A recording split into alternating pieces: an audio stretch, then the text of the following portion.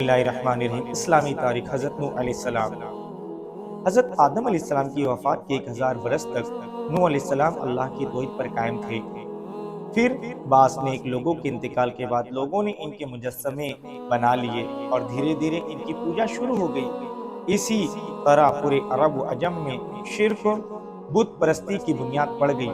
जब लोग अल्लाह ताला की इबादत को छोड़कर शिर्क परस्ती में मुब्तला हो गए तो इनकी हिदायत के लिए अल्लाह ताला ने हज़रत नूह अलैहिस्सलाम को नबी व रसूल बनाकर भेजा। हज़रत नूह अलैहिस्सलाम का शुमार दुनिया के अजीम तरीन अंबिया में होता है। हज़रत आदम अलैहिस्सलाम के बाद वो सबसे पहले नबी हैं जिनको रिसालत से नवाजा गया, और वो हज़रत इद्रीस अलैहिस्सलाम की तीसरी पुश्त में हैं। हज़रत आदम अलैहिस्सलाम की वफ़ात के 1050 साल के बाद मुल्क इराक में पैदा हुए। अल्लाह ताला ने कुरान पाक में 43 मकाम पर इनका जिक्र फरमाया। अल्लाह की कुदरत बादल अल्लाह ताला तेज हवाओं के जरिए बिखरे हुए बादलों को फिजा में जमा करके एक दूसरे से मिला देता है। फिर इन बादलों को बर्फ के पहाड़ों की शक्ल दे देता है जिनकी मोटाई सैकड़ों फीट हो जाती है। इन बिखरे हुए बादलों को बर्फ के पहाड़ों की शक्ल में जमा करना और भारी बादलों को फिजा में रोके रखना, फिर कभी इनको ओलों की शक्ल में गिराकर जमीन पर तबाही मचा देना, और फिर कभी पानी की शक्ल में बरसाकर पेड़ पौधों को उगाना, अल्लाह ताला की कुदरत की कितनी बड़ी निशानी है। एक सुन्नत के बारे में गरीब व मिस्किन से मुलाकात करना।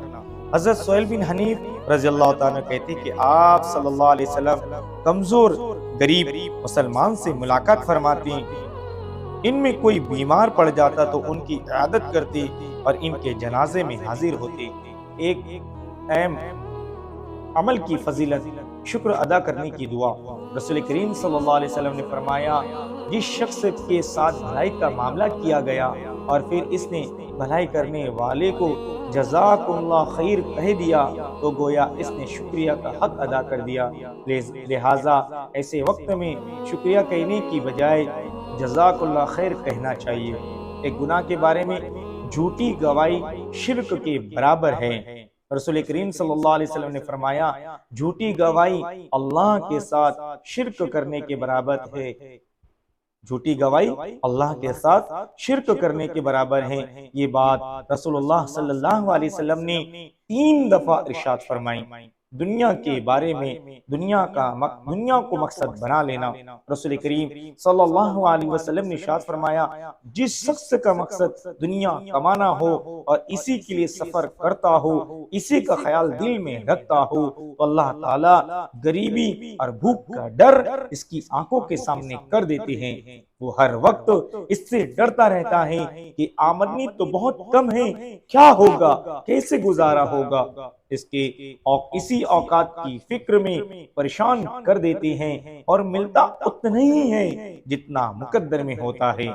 आखिरत के बारे में कयामत का जल्जला कुरान में अल्लाह ताला फरमाता है, ऐ लोगो अपने रब से डरो, बेशक कयामत का जल्जला बड़ा ही हौलनाक चीज है। जिस रोज तुम इस जल्जलों को देखोगे तो ये हाल होगा कि हर दूध पिलाने वाली औरत अपने दूध पीते बच्चे को भूल जाएगी और तमाम हमल वाली औरतें अपना हमल गिरा देगी, और तुम लोगों को नशे की हालत में से देखोगे, हालांकि वो नशे की हालत में ना होगे, लेकिन अल्लाह ताला का आज़ाब बड़ा ही सख्त है। तिब्बे नबी सल्लल्लाहु अलैहि वसल्लम से इलाज। बीमारी से बचने का तरीका। रसूल पाक अलैहिस्सलातु वस्सलाम ने फरमाया, प्याले के टूटे हुए हिस्से से पानी से और पानी में फूंक मार कर पीने से मना फरमाया। रसूल करीम सल्लल्लाहु अलैहि वसल्लम ने इरशाद फरमाया, प्याले के टूटे हुए हिस्से से पानी पीने और पानी में फूंक मार कर पीने से मना फरमाया। खुलासा, पानी में फूंक मारने से सांस की गंदगी और बदबू पानी में शामिल हो जाती हैं। कुरान की नसीहत, अल्लाह के रास्ते में अच्छी चीजें खर्च करो। कुरान में अल्लाह ताला फरमाता है, तुम इस वक्त तक नेकी और भलाई हासिल नहीं कर सकती जब तक तुम अपनी महबूब चीजों में से अल्लाह के लिए खर्च ना कर लो, और जो कुछ भी तुम खर्च करती हो अल्लाह ताला इसको अच्छी तरह से जानता है। कामिल एहतराम दोस्तों, अल्लाह तबारक व तआला हमें कहने सुनने से ज्यादा अमल की तौफीक अता फरमाए, इसको दूसरों तक पहुंचाने की तौफीक अता फरमाए। मेरे दोस्तों, मिलते हैं एक और नई वीडियो के साथ, तब तक अपना नमाजों की पाबंदी के साथ ख्याल रखें। अस्सलामु अलैकुम व रहमतुल्लाहि व बरकातुहू।